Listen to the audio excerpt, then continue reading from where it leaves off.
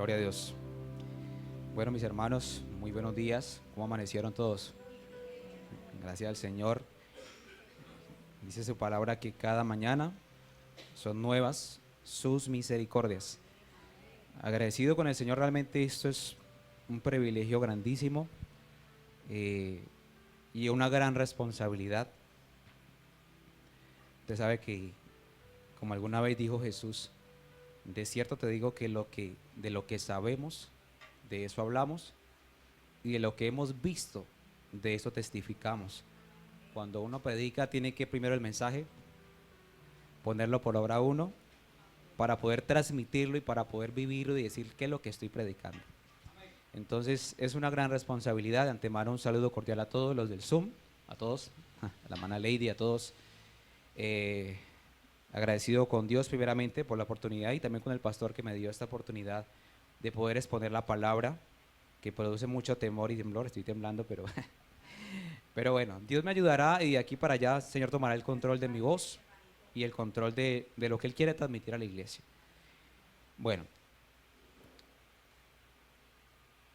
primero vamos entonces, voy a compartirles a ustedes el tema que en esta mañana les quiero transmitir, que he titulado Ni aún en Israel. Ni aún en Israel. Entonces quiero invitarlos a que por favor abran sus escrituras en el libro de San Mateo, capítulo 15, versículo 21. 21. San Mateo 15, 21. Qué bonito ahorita como comenzamos a entrar en ese ambiente de adoración. Y qué bueno que todos los cultos nos desconectemos por unos segundos de todo lo que hay afuera. Sabemos que problemas, situaciones hay, todos tenemos situaciones. Pero qué bueno que cuando lleguemos aquí nos desconectemos y comencemos a meternos en ese ambiente de adoración, en ese ambiente donde sabemos que Dios está aquí y nos está oyendo. Aleluya. Me dicen, gloria a Dios, cuando ya todos... Amor, ¿será que me puedes colaborar con el ventilador que me estaba corriendo ahí las... Yo casi no sufro de calor, no tengo problema por eso. ¿Todos lo tienen? Aleluya. Me permito leer en el nombre de Jesús. Dice la Biblia, bueno, acá hay un título que ponen aquí en esta traducción, dice la fe de la mujer cananea. Saliendo Jesús de allí, se fue a la región de Tiro y de Sidón, y he aquí una mujer cananea que había salido de aquella región clamaba, diciéndole, Señor, hijo de David, ten misericordia de mí. Mi hija es gravemente atormentada por un demonio. Pero Jesús no le respondió palabra. Entonces, acercándose sus discípulos, le rogaron diciendo, despídela, pues da voces tras nosotros. Él respondiendo dijo, no soy enviado sino a las ovejas perdidas de la casa de Israel. Entonces ella vino y se postró ante él, diciendo, Señor, socórreme. Respondiendo él dijo, no está bien tomar el pan de los hijos y echarlo a los perrillos. Y ella dijo, sí, Señor. Pero aún los perrillos comen de las migajas que caen de la mesa de sus amos. Entonces respondiendo Jesús dijo, oh mujer, grande es tu fe, hágase contigo como quieres. Y su hija fue sanada desde aquella hora. Aleluya, gloria al Señor. Ya oraron. Este es un versículo por el cual yo he pasado lo he leído muchas veces, y creo que después de que yo llegué a este lugar, comencé a tener una perspectiva diferente de la palabra y comencé como a profundizar un poquito más, porque a veces pues en nuestro tiempo pasado, porque hoy en día, gracias al Señor, tenemos una congregación muy madura, una congregación que vive el Evangelio, realmente yo así lo siento. Yo siento que mis hermanos están claros, como dicen por ahí, están claros, no viven una religiosidad, realmente viven lo que dice la palabra, lo que es el evangelio. Y esta palabra muchos la explican de una manera muy superficial, suponiendo de que simplemente fue un milagro y que la mujer pues tuvo fe y que Dios hizo un milagro, que Jesús hizo un milagro. Bueno, yo comencé a indagar porque es que es muy extraño que Jesús, dice la Biblia que él comenzó su ministerio a la edad de ¿cuántos? ¿30 años qué es? 30 años, por la ley, ¿no? Porque dice la ley que los levitas a los 30 años tenían que comenzar a ministrar. Entonces era como una ley. Y Jesús se acomodó según esa ley, comenzó a los 30 años, comenzó a predicar el reino de los cielos, comenzó a hacer milagros, a hacer sanidades, a predicar las buenas nuevas de salvación.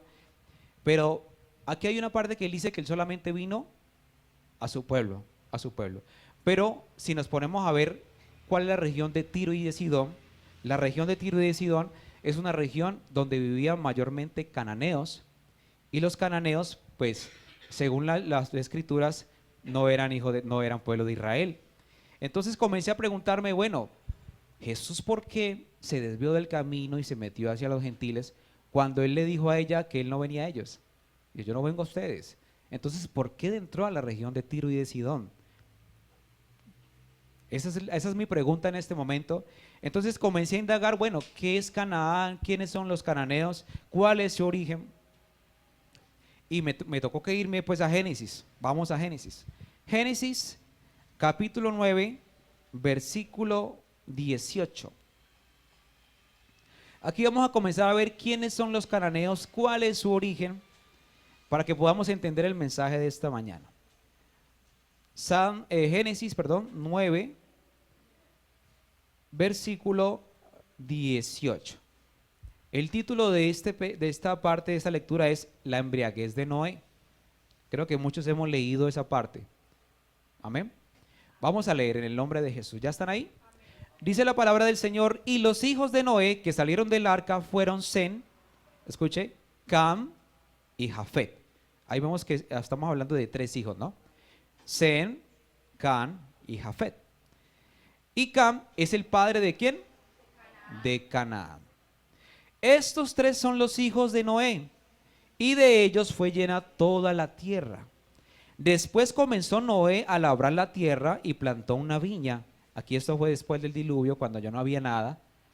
Y dice, y bebió del vino, de lo que él labró, y se embriagó, y estaba descubierto en medio de su tienda, Y Cam, padre de Canaán, vio la desnudez de su padre, y lo dijo a sus 2 hermanos que estaban afuera. Entonces Sem y Jafet tomaron la ropa y la pusieron sobre sus hombros, y andando hacia atrás cubrieron la desnudez de su padre, teniendo vueltos sus rostros. Oiga, fue algo con mucho cuidado. Dice que taparon hasta el rostro. Y así, oiga bien, no vieron la desnudez de su padre. Ellos no la vieron. Se taparon, no sé cómo hicieron, pero el caso es que no la vieron. Y despertó Noé de su embriaguez y supo lo que le había hecho su hijo más joven. Y dijo, esta es la clave: maldito sea Canaán, siervo de siervos será a sus hermanos. O sea, ¿a quién maldijo? A su generación, a los hijos. Y dijo que ellos iban a ser esclavos, iban a ser sujetos a los hermanos. ¿Cuáles eran los hermanos? Sem y Jafet. Estos eran los otros 2 hermanos. Dijo más: bendito por Jehová mi Dios sea Sem y sea Canaán, y sea Canaán su siervo. O sea, Canaán va a ser su siervo. Engrandezca a Dios a Jafet y habite en las tiendas de Sem, y sea otra vez, y sea Canaán su siervo, otra vez. Y vivió Noé después del diluvio 350 años. Bueno, ahí termina la historia. Entonces primero miramos que Canaán viene de qué. Los cananeos vienen de qué, de Canaán, ¿no? Vienen de Canaán, y Canaán era hijo de ¿quién? De Cam. Era hijo de Cam. Entonces primero miramos que Canaán era un pueblo maldecido, porque Noé lo había hecho, había maldecido sus generaciones. ¿Ya? Listo. Entonces primero voy a ver 4 puntos que veo importantes de ese pueblo. Primero, era un pueblo bajo maldición. Génesis 9, 18, que lo acabamos de leer. Segundo, eran enemigos. Eso lo podemos leer allá en Jueces 1:1, cuando Israel toma a Canaán, y por ahí dice la Biblia que habían hasta gigantes. y que habían unos racimos de uva que eran tan pesados que tocaba hasta con 2 personas levantarlos. O sea que Canaán era un lugar muy fructífero, era algo, una tierra muy fértil. Y por eso Dios le prometió a Canaán y Israel peleó contra ellos, pero fue una pelea de mucho tiempo. En Esdras 9:11 también dice que era un pueblo inmundo. Pero vamos a leer Jueces 3, 5, 6. Jueces 3. Un momentico. Jueces. Jueces capítulo 3. Versículo 5 y versículo 6. Los que ya tengan su escrito lo pueden leer, o igual los que están ahí pendientes de la transmisión de los versículos. Bueno, dice así, el 5. Así los hijos de Israel habitaban entre los ¿qué? Los cananeos, eteos, amorreos, fereceos, heveos, mejor dicho, todo lo que es oneos. ¿Por qué? Porque la tierra de Sidón y Tiro era una tierra llena de gentiles, llena de gentiles. Ese era el lugar. Y dice, y tomaron de sus hijas por mujeres y dieron sus hijas a los hijos de ellos y sirvieron ¿a qué? Entonces era un pueblo ¿qué? Idólatra. Era un pueblo, o sea, era politeísta. Adoraban muchos dioses. Entonces, ahí vea, 4 puntos. Era un pueblo bajo maldición. Eran enemigos. Normalmente un israelita no se metía por allá. Era un pueblo inmundo, eso no lo leemos, está en Esdras 9:11. Y era un pueblo idólatra, que si lo acabamos de leer en Jueces 3, 5, 6. Entonces, ahora vamos a Lucas 7. Aquí estamos mirando cómo Jesús, al encuentro con esta mujer cananea, hizo un prodigio, pero vamos a ver otra persona que no era israelita, que es el centurión. Es el centurión. Capítulo 7, Lucas 7, versículo 1 al 9. El título de esta parte es Jesús sana al siervo de un centurión. ¿Ya estamos todos? Dice la palabra del Señor: después que hubo terminado todas sus palabras, el pueblo que le oía entró en Capernaum, y el siervo de un centurión, a quien éste quería mucho, estaba enfermo y a punto de morir. O sea, había un empleado de una persona que estaba muy enferma. Cuando el centurión oyó hablar de Jesús, le envió unos ancianos de los judíos. Él no envió personas de él mismo, él no mandó, de pronto él tenía muchos empleados, pero él mandó fue a unos ancianos de los judíos. Dice, rogándole que viniese y sanase a su siervo, o sea, el que arrancamos del comienzo. Y ellos vinieron a Jesús y le rogaron con solicitud, diciéndole, es digno de que le concedas esto. ¿Por qué?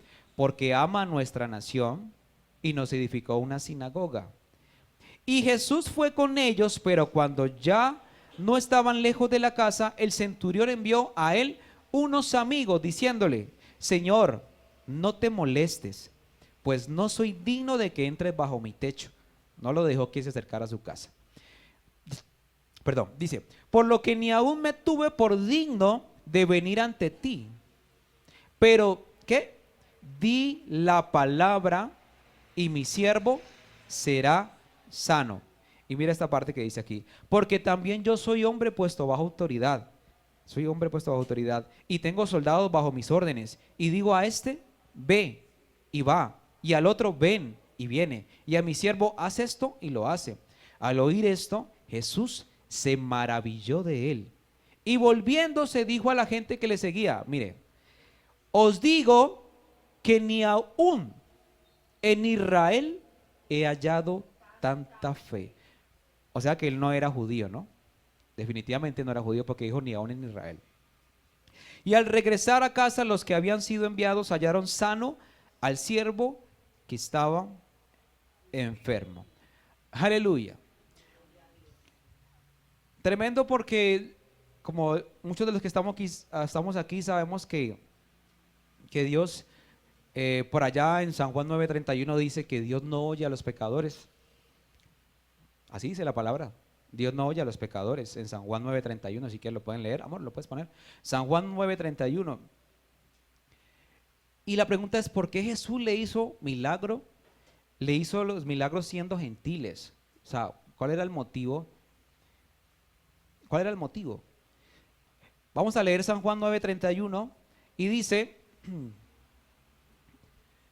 y sabemos que Dios, ¿no qué? No oye a los pecadores. Eso es claro. Dios no oye a los pecadores. Dice, pero si alguno es temeroso y hace su voluntad, ¿qué dice? A ese oye. Cuando hablamos de pecadores es la persona que realmente no quiere despegarse de su pecado, no quiere soltarlo y no quiere y no confiesa su pecado y tampoco se humilla, dice, Señor, yo quiero cambiar, sino que sigue en su vida. Pero cuando hay una persona que realmente tiene disposición y como que, Señor, ayúdeme, yo no puedo, pero tú sí, entonces ahí comienza a haber algo diferente porque dice pero, no dice absolutamente, no dice pero. Vamos a ver 4 puntos importantes que considero de la mujer cananea. Primero, para que lo tengamos muy claro, no fueron milagros para salvación. Como ustedes saben, muchas veces Jesús decía, tu fe, ¿qué? Te ha salvado. O le decía, tus pecados te han sido perdonados. Pero en esta ocasión a la mujer cananea no le dijo así. ¿Qué le dijo? Haz como quieras. No le dijo, tu fe te ha salvado, no le dijo tus perdones, porque ella no le pidió perdón. Ella no le dijo, es que yo quiero cambiar, no. Jesús le concedió ese prodigio, pero no fue un milagro para salvación. Y la Biblia dice que el alma es lo más importante, la salvación es lo más importante. Dice, no fueron milagros para salvación, más bien se cumpliría la palabra de Dios en Romanos 11:12. Vamos a leer Romanos 11:12. Romanos 11:12.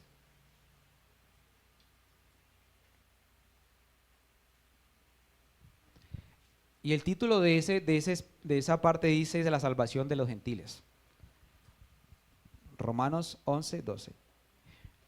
Dice, y si su transgresión es la riqueza del mundo y su defección la riqueza de los gentiles, ¿cuánto más su plena restauración? Como ustedes saben, la Biblia dice por allá, a lo suyo vino, pero a los suyos no le recibieron. Pero dice, más a los que más a todos los que le recibieron, a ellos les ha dado el poder de ser hijos de Dios. Los judíos rechazaron.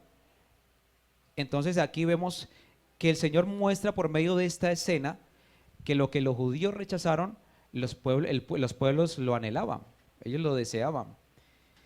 Vamos a leer otro punto para que comencemos a entender esta parte. La mujer puso en claro su lugar dentro del pueblo escogido. Mire que ella dice, sí Señor, dice sí Señor, pero aún los perrillos, o sea que ella se pone en un lugar bajo. Y yo dice, yo lo admito, o sea, yo soy pecadora y yo soy un perrillo, ¿qué puedo hacer? O sea, ella no se sobresaltó, sino que se humilló, porque dijo, aún los perrillos comen de las migajas que están debajo de la mesa de sus amos. ¿Qué es la migaja? Cuando hablamos de migaja es algo que uno deja o algo que uno no quiere. Y por eso dice las migajas, lo que ellos no quieren, o sea, lo que ellos rechazan, lo que ellos no anhelan, lo dejan ahí. Yo lo quiero comer, yo quiero probar de eso. Y dice lo que ellos no quisieron. O sea, la buena noticia. Ellos no recibieron la buena noticia, no la recibieron. A eso se refería ella cuando hablaba de migajas, porque eso fue lo que dejaron. Vamos a leer, bueno, por allá en Hechos 4:11 dice que este Jesús fue la piedra ¿qué? Reprobada por vosotros los edificadores y ha venido a ser cabeza del ángulo, dice por allá en Hechos 4:11. Mire cómo este Jesús es la piedra reprobada, no aprobada, no la recibieron, sino reprobada por vosotros los edificadores, la cual ha venido a ser cabeza del ángulo. Mira, la rechazaron, la reprobaron. Y dice en Romanos 11:16-17, Romanos 11:16-17, capítulo 11, 16-17. Miren lo que dice aquí. Si las primicias son santas, también lo es la masa restante. Y si la raíz es santa, también son las ramas. ¿Usted sabe cuál es la raíz? La raíz son Jacob, Isaac y Abraham. Ellos son la raíz. No podemos decir que todo el pueblo es toda la muchedumbre, toda la gente. En realidad, el pacto de Dios fue con la rama.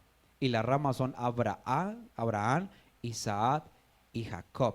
Gracias a esos hombres que tuvieron ese encuentro con Dios, pues se hizo un pacto que ya el pastor predicará acerca del pacto abrahámico y todos esos pactos que más adelante los vamos a ver. Y desde ahí se desprende toda esa bendición hacia todo el pueblo, que Abraham le dijo que iba a ser padre de muchas gentes. Aleluya. Vamos, bueno, sigamos acá.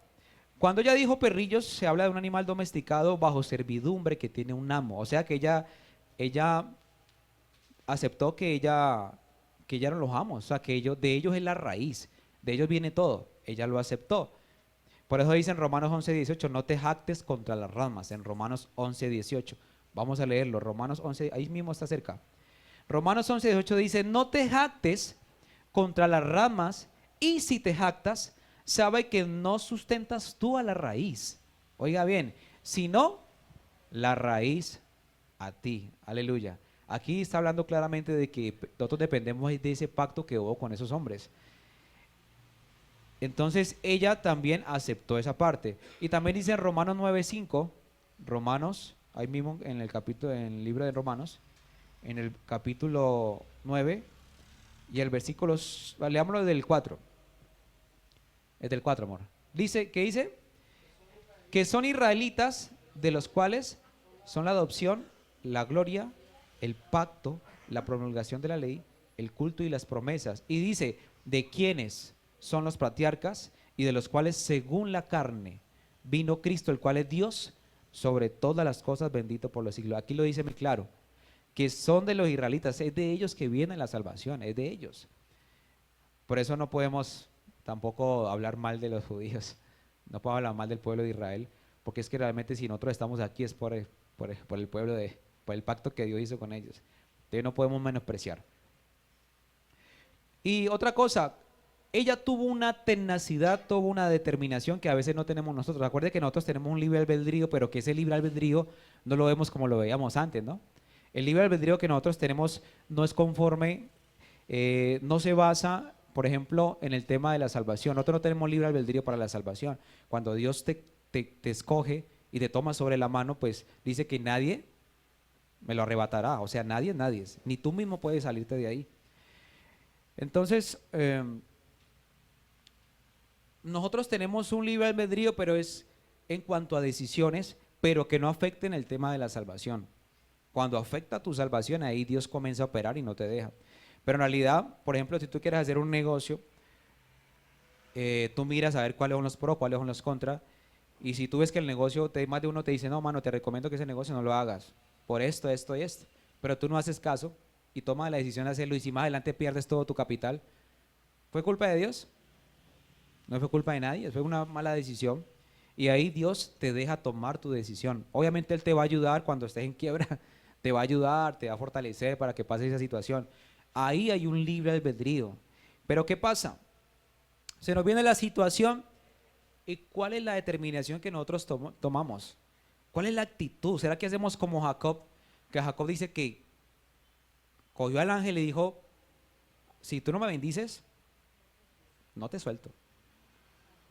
¿Y qué hizo? ¿Qué dice la Biblia? Que cogió y le tocó aquí, lo lastimó. Pero dice que hasta que rayó el alba. Mira la determinación que ese hombre tuvo. Entonces, mis hermanos, a veces hay que tener tenacidad y hay que tener determinación. Cuando se viene una situación difícil no podemos comenzar a lamentarnos, esta vaina tal cosa, o ponernos cabizbajos como que ay, el mundo se acabó. No, mire que ella no hizo así. Ella no hizo así. Jesús la despreció. Que a mí me vengan a decir, usted es un perro, váyase. Pues yo me voy. Pero ella no. Ella persistió 3 veces. 3 veces siguió. Y no, y que sí, Señor, y ella que no, váyase. Y sin embargo ella siguió perseverando. Esa es la actitud que tomamos frente a una situación, frente a algo que estamos pidiéndole al Señor. porque yo veo en ella una actitud completamente distinta como a veces nosotros la tomamos, porque me incluyo. Una vez viene situaciones difíciles, económicas, y uno como que comienza como a desesperarse. Comienza como uno de los apóstoles cuando llegó Jesús a la barca, están ellos en el mar, y dice que se asustaron cuando vieron que pensaban que era un fantasma. Entonces uno de los apóstoles no creía, eso es un fantasma, le dijo, no, soy yo Jesús. Y entonces él quiso caminar y le dijo, venga. Y comenzó el hombre a caminar. Pero dice que cuando sintió un viento muy fuerte, tuvo miedo. ¿Y qué pasó cuando tuvo miedo? Se comenzó a hundir. ¿Y qué le dijo Jesús? Hombre de poca fe. Tremendo, porque imagínense que ni aun los apóstoles tenían fe en él, porque no es fe en nuestra fe, es fe en que él sí puede hacer cualquier cosa. No es por la cantidad de fe que tú tengas, realmente es por la capacidad que tenemos de aceptar que él todo lo puede hacer en segundos. Si él decide hacerlo, lo hace y punto. Así de simple. Ahora, si él no lo decide decir, pues también él es el rey, él es soberano. Y él decide si, él da el dictamen, si sí o si no. Pero no nos rindamos, tenemos que seguir. Que no, sigamos, metámonos en Dios, busquemos, leemos, ayunemos. Yo no sé, a veces como que antes como que nos apabullamos un poquito en medio de las situaciones, cuando debería ser todo al contrario. Que Jesús vea esa determinación en nosotros. Aleluya. Por eso dice en la Biblia en Efesios 6:18, perseverar en la oración y súplica. Cuando Pablo tuvo esa enfermedad que dice la Biblia que era como un aguijón en mi carne, dice Pablo. ¿Pablo? ¿Cierto que era Pablo? Dice que tenía un aguijón en mi carne. Dice que él oró al Señor ¿cuántas veces? 3 veces. Dice, he orado al Señor 3 veces. Porque dice que él, dice, fui al tercer cielo, si es en el cuerpo, no lo sé. Si es en el espíritu, no lo sé. Y dice que se me ha enviado un mensajero de Satanás para que yo no me enorgullezca, porque él había ¿quién puede ver una experiencia de esa? Imagínense, ir al tercer cielo, dice que cosas que ningún humano puede contar, y él las vio. Entonces, para que él no se enalteciera, se le entró esa enfermedad. Pero yo veo que Pablo tuvo perseverancia en la oración, porque no dice que él oró 1 vez o 2 veces, dice que él oró 3 veces, pero no crea que él se rindió de orar. ¿Sabe qué es lo que pasó? Que hubo respuesta de Dios. Y ese es el problema, que nosotros oramos y nos rendimos. Espera la respuesta del Señor. Sea buena, sea el dictamen, bueno, buena o mala no, sea lo que Él diga, si sí o no, hay que esperar que Dios diga la respuesta. ¿Cuál fue la respuesta que le dijo Jesús a Pablo? Bástate mi gracia, bástate mi gracia, porque mi poder se manifiesta ¿en qué? En la debilidad. Así le dijo a Pablo. Entonces, cuando nosotros tenemos esa situación, debemos meternos en oración y súplica y esperar que Dios nos dé la respuesta, que nos dé esa palabra, porque si Él te dice no, bueno, Él te va a dar la palabra que te va a sustentar durante toda esa situación, te la va a dar. Y esa palabra te da la fortaleza para vivir esa situación hasta que el Señor quiera. Ahora, si te dice sí, pues gloria a Dios, lo recibes porque Él puede hacerlo todo. Amén. Ahora vamos a ver el centurión, ¿no? Ya miramos algo por encima de la mujer cananea.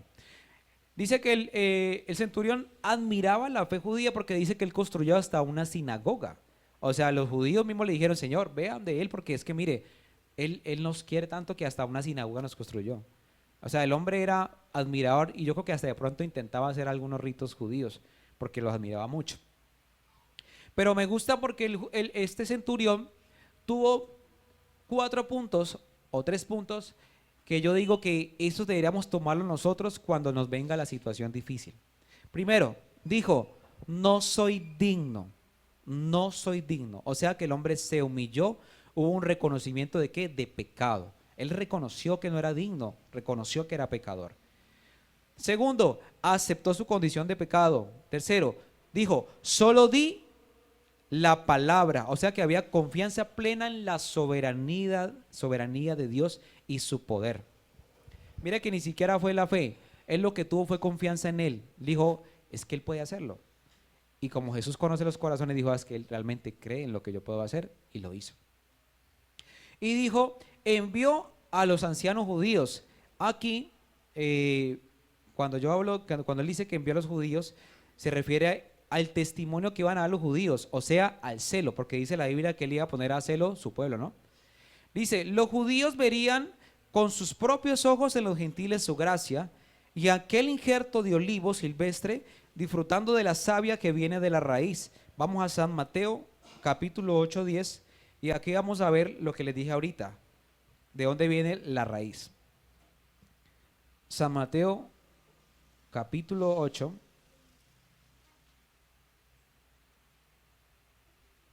San Mateo, capítulo 8, versículo 10. Dice, al oírlo Jesús se maravilló y dijo a los que le seguían, de cierto os digo que ni aun Israel ha hallado tanta fe. Y dice, y os digo que vendrán muchos del oriente y del occidente, ¿y qué? Y se sentarán con Abraham, Isaac y Jacob en el reino de los cielos. Ahí están esos tres hombres que son, esos tres hombres son Israel. A ellos fue hecha la promesa. Amén.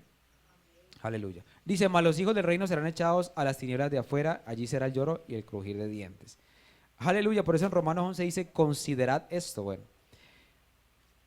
vemos que en el pasado estaba el tiempo de la monarquía, cuando no existían sino los reyes, no habían gobiernos democráticos, que se dice, no habían gobiernos democráticos donde teníamos que votar por nuestro presidente, sino que había una monarquía y siempre ellos se heredaban el trono, no había quien dijera sí o no, ellos eran los monarcas y eran los soberanos.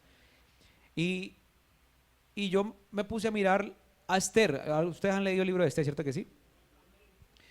Y yo me admiraba de ver cómo esta mujer tuvo esa determinación. Dice la Biblia que ella era una hija adoptada y que Mardoqueo la recibió y que el rey Jerjes, la tomó por esposa, pero ella se dio cuenta de que uno de los siervos del rey iba a matar a todos los judíos, los iba a matar a todos, y le caía mal a Mardoqueo, o sea, lo odiaba, lo detestaba. Y esta chica de Esther, esta señorita de Esther, se dio cuenta de la situación y ¿qué hizo? Ella no se quedó callada, ella dijo, no, pues, ¿qué podemos hacer? Convocó, le dijo a Mardoqueo, por favor, dígale al pueblo que ayunen y que oren, porque yo me voy a presentar al rey. Como saben, en ese tiempo, usted no podía acercarse al rey de cualquier manera. ¿Qué tenía que hacer usted? Hallar gracia delante del rey, y si el rey ponía su cetro, le decía, oh, venga, pues hágale. Si él decía, no decía nada, lo siento, para la guillotina, se moría. Por eso ella pidió oración, porque si el rey no le decía que fuera, pues la mataban. Esa era la ley, el decreto. Y vemos que ella tiene una determinación y comenzó a pedir ayuno y oración, porque ya el edicto estaba. El rey a Jerjes le pasó el anillo real a ese caballero y él decretó que en tal fecha iban a matar a todos los judíos.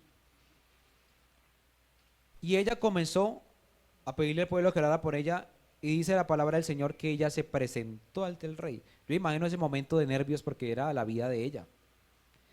Y el rey le dio la oportunidad de que ella hablara. Entonces, primero, ante un rey había que hallar gracia. Había que hallar gracia. Segundo, cuando uno se presenta ante un rey, siempre venía con presentes. Por ejemplo, dice la Biblia que Salomón llegaban reyes de todas partes y ellos no llegaban manos vacíos. Ellos llegaban ante el rey ¿con qué? Con presentes, llegaban con cosas muy bonitas, tesoros. Entonces, nosotros tenemos un rey, pero no es un rey cualquiera. Nosotros tenemos el rey de ¿qué? El rey de reyes. O sea, él es el todo del todo. Y a veces como que somos el pueblo, a veces nos pasa como pasó allá, que ni aun los apóstoles que vieron todo eso, oiga, hasta en ellos había incredulidad. Porque inclusive una vez intentaron sacar demonios y no pudieron. No pudieron. Y él le dijo que este género solamente sale con ayuda de oración, hablando de la incredulidad. Tenían mucha incredulidad a pesar de que ellos andaban con Jesús. A veces nosotros estamos con Jesús, pero a veces hay algo de incredulidad y a veces como que no confiamos de que realmente Él puede hacer todo en segundos. ¿Por qué lo digo? Porque a veces nos entra temor. Nosotros no debemos tener temor. No debemos tener temor. Porque nosotros tenemos que tener plena confianza en Él. Él es el autor y el consumador de la fe. O sea, Él realmente es el que todo lo puede, es el todopoderoso, el que es, el que era y el que ha de venir. Dice, nos hemos olvidado de que Dios es el todo de todo y que nosotros los gentiles somos el resultado del desprendimiento de unas ramas porque el Señor así lo permitió. Olvidamos la reverencia, simplemente nos quejamos de todo eso. Eso hicieron la cananea y eso hicieron el centurión, porque a ellos les funcionó. Y si le funcionó a personas que ni siquiera eran del pueblo, ahora será que no nos va a funcionar a nosotros que somos hijos del Señor, que estamos con Él, que hemos entendido su palabra. Yo creo que a nosotros nos funcionaría mucho mejor todavía, mucho más.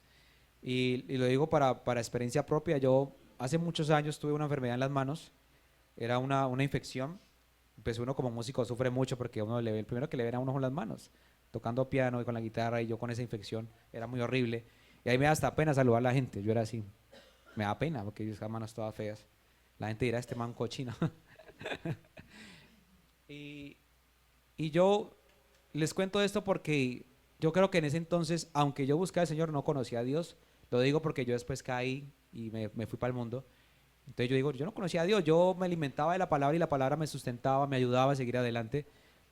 Y más sin embargo, miren, aquí entran dos cosas. Primero, a usted Dios lo escoge del vientre de ¿qué? De su madre, inclusive desde antes de la fundación del mundo ya Dios lo escogió. Ajá. Y entonces desde ahí, o sea, desde que usted ya nace, Dios comienza a operar. Dios comienza a operar en esa persona. Y a veces dice, uy, ¿qué pasó aquí? Y Dios está operando, pero ya lo escogió, a pesar de que no conoce a Dios, ¿no? Porque una cosa es que usted conozca a Dios, que realmente entienda quién es Dios, y otra cosa es que no sea escogido de Dios, son dos cosas distintas. Uno puede ser escogido de Dios, que está en los planes del Señor, pero puede que no lo hayas conocido todavía. Porque cuando tú conoces realmente quién es Jesús, tú dices, no, yo no, ya no sigo más, yo sigo con Cristo, sigo adelante. Y, y yo dije, no, yo no voy a quedarme con estas manos así. Y comencé, ayuno, oración, búsqueda, lectura, oración, oración, búsqueda, búsqueda, búsqueda, búsqueda. Me mandaban los médicos, me mandaban unas cremas, unas vainas, eso no me valía nada, eso no me valía nada. A veces me decía, ve, que échese yo no sé qué rama de tal cosa, y yo me decía un poco me enjurgue y eso no me sirvió nada. Y qué cuento, me puse a orar y Señor, usted puede hacerlo, Jesús. Y comencé, cuando menos pensé, comenzó a quitarse el brote. Se me comenzó a quitar solo. Cuando mire, vea, manos limpias. También tuve una enfermedad tenía una sinusitis aguda, pero brutal, que eso tampoco me decían que huela, yo no sé qué mata para que le quite eso. Una mata que uno huele y que para que le quite eso. Que haga eso. Ajá. Que haga tal cosa. Y yo hice de todo también y nada. Y yo, qué cuento de ramas, qué cuento de medicina, me voy a poner en oración. Y comenzaba a orar, orar, lectura, lectura, leer, leer, comenzar a buscar, a buscar. Era el primero en los cultos, el primero en todo. Y el Señor me quitó el dolor, me quitó esa sinusitis, me la quitó de raíz. Entonces yo digo, si eso Él lo hizo, no, si nosotros, sin yo conocer a Dios, simplemente estar sostenido por su palabra, digo, y ahora que estoy aquí, que he entendido más, que lo he conocido, pues ahora donde más tenemos que hacerlo, más tenemos que hacerlo. Si viene una situación, mi hermano, si viene un problema, antes al contrario, busquemos más, metámonos más, porque eso es lo que le agrada a Dios, esa es su voluntad. Su voluntad es que nosotros nos consagremos, que nos metamos más en su presencia día y noche. Aleluya. Por eso lo que les decía al comienzo, Pablo tenía tanta comunicación con Dios, tanta comunicación, que Dios le dijo, bástate mi gracia. Ahora, en medio de la situación, ¿ya Dios te habló? ¿O no lo has buscado lo suficiente para que Dios te dé la respuesta? Si no te da la respuesta porque realmente no te has metido, no has tenido tanta comunicación que Dios te va a decirlo de alguna manera por la palabra. Bueno, aquí fue algo audible, ¿no? Pablo tuvo la voz audible de Dios y le dijo, bástate mi gracia. Pero a veces Dios, obviamente en estos tiempos nos habla más por la palabra. Inclusive, a algunos les puede dar hasta en sueños. Hasta en sueños. Aunque yo no soy muy creyente de los sueños, pero yo sé que sí, a veces Dios actúa en esa manera también y le muestra cosas a uno. Como mi esposa tenía unos sueños que dicen, tremendo eso, y después lo he experimentado, yo, uy. Exactamente. Lo de los sueños. Entonces, mis hermanos, mi invitación en esta mañana es que nosotros no somos ahora Israel, porque ahora hay un solo pueblo. Dice la palabra de Dios que de todos hizo uno solo y que ahora hemos sido pueblo adquirido por Dios y somos una sola nación. Ahora nosotros somos el pueblo. En nosotros, mis hermanos, está el poder del Señor, pero ya está en nosotros. En ellos, en el Antiguo Testamento estaba en, o sea, por fuera, pero ahora tenemos a Jesús dentro de nosotros. O sea que en nosotros hay mayor gloria, porque Jesús está dentro de nosotros. Entonces, mi hermano, tenemos que darle valor a eso. Démosle todo el valor. En cada movimiento, en cada paso que hacemos, Jesús está ahí. Si hacemos algo indebido, Jesús está ahí, ahí pendiente de nosotros. Porque es nuestro amigo, ya no es solamente nuestro Padre, ahora es nuestro hermano y también es nuestro amigo. Entonces, mire la importancia que tiene que nosotros confiemos en Él. Confiemos en Él, mis hermanos. Ahora, me acuerdo que un apóstol dijo una vez: Señor, aumenta, ¿cierto? Aumenta nuestra fe. Ahora, si tenemos incredulidad, si hay algo que no funciona, Señor, digámosle: Señor, aumenta nuestra fe de tal manera que podamos depositar la confianza en tú, que todo lo puedes hacer. Amén. Mis hermanos, ese es el mensaje que en esta mañana Dios me permitió transmitirles. Espero que este mensaje podamos aplicarlo a nuestra vida y que nos pueda ayudar en nuestro propósito. Dios les bendiga. Amén. ¿Cuánto le dan un aplauso a Dios?